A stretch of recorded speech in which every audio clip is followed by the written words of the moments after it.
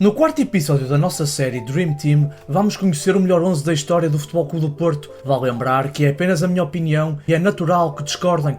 Portanto, sugiro que nos comentários deixem aí o vosso 11. Caso queiram consultar os outros vídeos da série, tem a playlist no canal. A tática utilizada vai ser um 4-3-3. Comecemos pela baliza. Passaram grandes guarda-redes pelo Porto, nomes como Elton, Casillas ou Molinar Zic saltam à vista, mas o eleito é Vítor Bahia. Bahia começou a sua carreira no Académico de Lessa. Aos 13 anos, mudou-se para o Futebol Clube do Porto para terminar a sua formação. Estreou-se aos 19 anos, em 1989, frente ao Vitória de Guimarães. Ele que, por jogar pelo Futebol Clube do Porto, não disputou o Mundial de Sub-20 em Riad, que Portugal viria a vencer. Ficou no Futebol Clube do Porto até 1996. Vítor Bahia, de 1,84 metros de altura, era conhecido pelos seus reflexos rápidos que lhe permitiam evitar golos que eram dados como certos. Vítor Bahia também tinha uma excelente leitura de jogo, de modo a antecipar lances e as decisões dos adversários. Na primeira passagem pelo Futebol Clube do Porto, venceu 5 campeonatos. Neste ano, jogou o europeu por Portugal e foi nesse verão que mudou-se com Bobby Robson para o Barcelona, onde ficou até janeiro de 1999. Inicialmente em Espanha, foi titular e venceu a Taça das Taças, mas acabou por perder essa titularidade com a chegada de Louis van Gaal. Em janeiro de 1999, regressa ao Futebol Clube do Porto para mais 8 temporadas de qualidade e de vitórias. Venceu mais 5 campeonatos, 3 Taças de Portugal, mas os destaques viriam com José Mourinho, onde os Dragões venceram a Taça UEFA em 2003, com vitória 3-2 frente ao Celtic em Sevilha, e a Champions em 2004, com vitória 3-0 frente ao Mónaco. Bahia foi eleito o melhor guarda-redes da Europa pela UEFA, fez mais 3 temporadas de dragão ao peito, venceu a Taça Intercontinental frente ao Once Caldas, mas com a chegada de Cole Adrians, Bahia passou para um papel mais secundário, dando lugar a Elton. Em 2007, anunciou o fim da sua carreira depois de 15 temporadas no Futebol Clube do Porto. Como lateral direito, o escolhido é João Pinto, ele que vestiu durante 17 anos as cores do Futebol Clube do Porto, pelo qual disputou mais de 500 partidas. Começou a jogar futebol no Oliveira do Douro, chegou ao Futebol Clube do Porto aos 14 anos e estreou-se na equipa principal pela mão de Herman Stessel, frente ao Benfica, na primeira mão da Supertaça, onde o Futebol Clube do Porto perderia na primeira mão na Luz por 2-0. Na segunda mão, nas Antas, os Dragões iriam fazer uma reviravolta com vitória 4-1, mas foi na temporada 1982-1983 que assumiu a titularidade, já treinado por José Maria Pedroto, ele que destacava-se pela sua velocidade, sendo um pulmão no flanco direito dos portistas.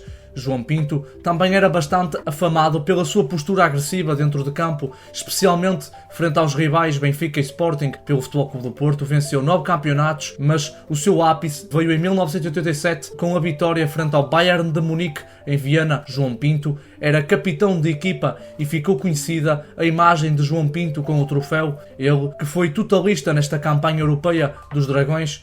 João Pinto manteve-se titular na lateral direita até à temporada 1995-1996, quando Bobby Robson apostou em secretário para ocupar esta posição. A temporada 1996-1997 foi a sua última temporada na cidade invicta e assim, pelo Porto, disputou 587 partidas e venceu 24 títulos. No eixo da defesa, os escolhidos foram Fernando Couto e Ricardo Carvalho. Comecemos por Fernando Couto, ele que era um central raçudo, forte nos duelos físicos e no jogo aéreo. Ficam na retina os seus cabeceamentos. Fernando Couto, que começou a jogar futebol no Lusitânia de Lourosa, mas acabou por rumar ao Futebol Clube do Porto. Fez a sua estreia na temporada 1987-1988, mas foi emprestado ao Famalicão e à Académica, de modo a ganhar mais rodagem. Em 1989, venceu o Campeonato do Mundo Sub-20 em Riad e em 1990 voltou para o Futebol Clube do Porto para ser titular, ficou na invicta até 1994, onde venceu 3 campeonatos e 3 taças de Portugal. Pelo Porto realizou 156 partidas. O seu companheiro no eixo da defesa é Ricardo Carvalho, ele começou nas camadas jovens do Amarante. Apesar de ter feito a sua estreia pelo Futebol Clube do Porto frente aos Salgueiros, acabou por ser emprestado ao Vitória de Setúbal e ao Alverca, de modo a ganhar mais rodagem no futebol nacional. Quando regressou à invicta, Otávio Machado Machado era o treinador, servindo-se do facto de Jorge Costa ter ido para o Charlton. Ricardo Carvalho assumiu a titularidade no eixo da defesa com a vinda de José Mourinho. Pedro Emanuel relegou Ricardo Carvalho para o banco, mas a pouco e pouco a titularidade foi-lhe reposta em uma temporada onde os Dragões venceram o campeonato, a Taça de Portugal e a Taça UEFA. Ricardo Carvalho não tinha a imponência física de outros centrais portistas como Fernando Couto ou Jorge Costa, mas era um central bastante habilidoso e muito bom a antecipar e ler as jogadas, e parecia estar sempre um passo à frente dos avançados. Em 2004 venceu a Champions e o campeonato, fez parte do top 10 da Bola de Ouro. Em 2004 mudou-se com Mourinho para o Chelsea, onde ficou até 2010. Como lateral esquerdo, o escolhido é Branco. Apesar de só ter passado 3 anos nas Antas, claramente Branco foi um jogador acima da média para o que se produzia na altura. Chegou ao Futebol Clube do Porto em 1988, proveniente do Brescia, onde tinha passado 2 anos. Pelos Dragões, realizou 88 partidas e marcou 12 golos. Era um exímio batedor de livres e um jogador muito importante no processo ofensivo da equipa, dando muitos cruzamentos para servir os avançados do Futebol Clube do Porto. Ele que saiu em 1991 para o Génova e terminou a sua carreira em 1998 no Fluminense.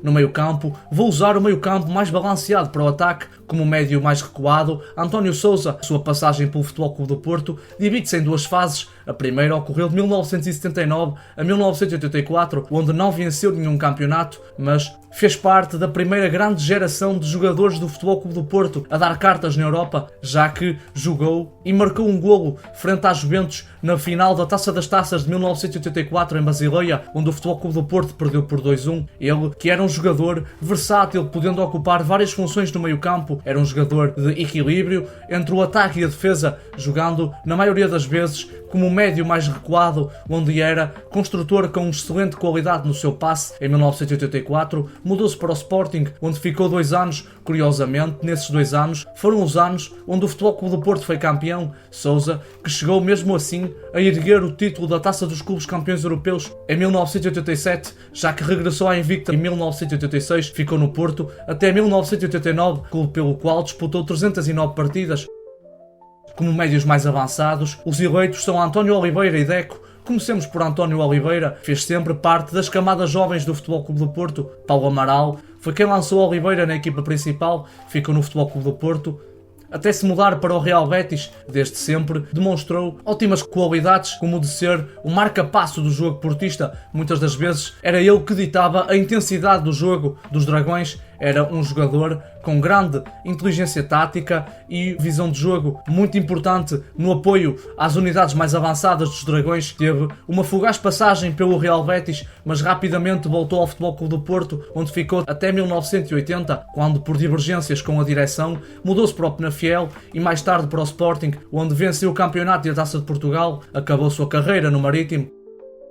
O próximo da nossa lista é Deco, o jogador que dispensa apresentações. Ele que chegou a pertencer aos quadros do Benfica, mas nunca vestiu de encarnado. Passou pelo Alverca e pelos Salgueiros, aterrou nas Antas na temporada 1998-1999. Com a saída de Zaovic, Deco assumiu o protagonismo no plantel do Futebol Clube do Porto. Deco era um jogador tecnicamente desenvolvido, carregava magia nos pés com as suas fintas e os seus dribles que facilmente rasgavam as defesas adversárias. Em 2000 marcou o golo na final da Taça de Portugal frente ao Sporting, mas foi com José Mourinho que Deco iria atingir o seu apogeu. O Porto que conquistaria a Taça UEFA, onde Deco deu 2 assistências na final, afirmando-se cada vez mais como um ídolo para os portistas. Na temporada seguinte viria a vitória na Champions, com direito a golo de Deco na final, que foi eleito o melhor jogador da competição e ficou em segundo na eleição da Bola de Ouro desse ano. Nesse ano, mudaria-se para o Barcelona e terminou a sua carreira no Fluminense em 2013.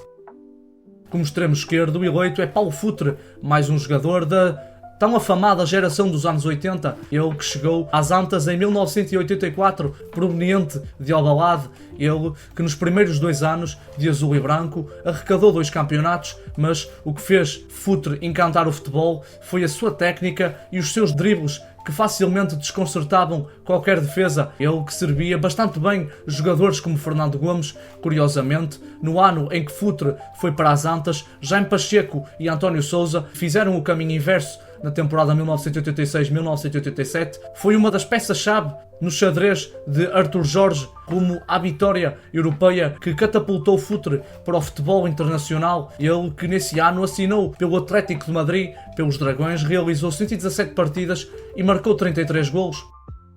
Já no flanco direito, o escolhido é Hulk, ele que chegou ao Futebol Clube do Porto em 2008, proveniente do Japão. Na primeira temporada venceu o campeonato, apesar de não ser um elemento extremamente desequilibrador e preponderante. Era um jogador que crescia olhos vistos, marcando golos e dando algumas assistências na temporada 2009-2010. Foi marcada pelo seu estilo temperamental, ele que foi expulso na segunda jornada e foi suspenso por 4 meses depois de discussões e desavenças ocorridas no túnel do Estádio da Luz. Ele regressaria em março, mas quando o campeonato já estava perdido para o Benfica. Mas a temporada 2010-2011 seria a temporada de afirmação e de explosão de Hulk. Com Vilas Boas no comando, o Futebol Clube do Porto dominaria por completo, já que venceria campeonato, Taça de Portugal e a Liga Europa frente ao Braga, logo frente ao Genk. Nas pré-eliminatórias da Liga Europa, Hulk marcou 3 golos no total da temporada. Foram 53 jogos, 35 golos e 27 assistências, além de ser um excelente finalizador. Hulk também desequilibrava e servia bastante bem jogadores como Radamel Falcão. E fechamos o nosso 11, o bibota de ouro Fernando Gomes, ele que era um finalizador nato. Prova disso foram as 6 vezes que foi o melhor marcador do campeonato e as 2 vezes que venceu a Bota de Ouro, em 1983 e em 1985, começou a sua trajetória no Porto. Em 1974, onde ficou até 1979, em 5 anos, marcou golos e conquistou 2 campeonatos, onde durante 3 anos seguidos foi o melhor marcador do campeonato português. Nesses 3 anos, no total, só no campeonato, marcou 78 golos. Em 1979, mudou-se para a Espanha, para o Sporting de Gijón, apesar de, nos primeiros jogos, ter marcado 5 golos em uma só partida, em um amigável, acabou por lesionar-se e não conseguiu ser o goleador que era no Futebol Clube do Porto. Quando Pinto da Costa venceu as eleições em 1982, trouxe Fernando Gomes de volta ao Futebol Clube do Porto. Nos próximos anos, Fernando Gomes continuaria a marcar golos atrás de golos e colecionando títulos, entre os quais 3 campeonatos e 2 finais europeias. Apesar de não ter jogado a final frente ao Bayern de Munique por estar lesionado, ele que conquistou o título europeu, confessou mais tarde que não ter jogado nesta final é uma das suas maiores mágoas. Em 1989, por divergências com o treinador, acabou por sair e mudou-se para o Sporting, onde também seria adorado pelos leoninos. Em 1991, terminou a sua carreira, o bibota de ouro, que é o melhor marcador da história do Futebol Clube do Porto e que fez parte da geração que impulsionou o clube para o patamar em que se encontra atualmente. Este foi o vídeo, espero que vocês tenham gostado. Deixem o like, compartilhem, subscrevam e ativem o sininho para não perderem nada.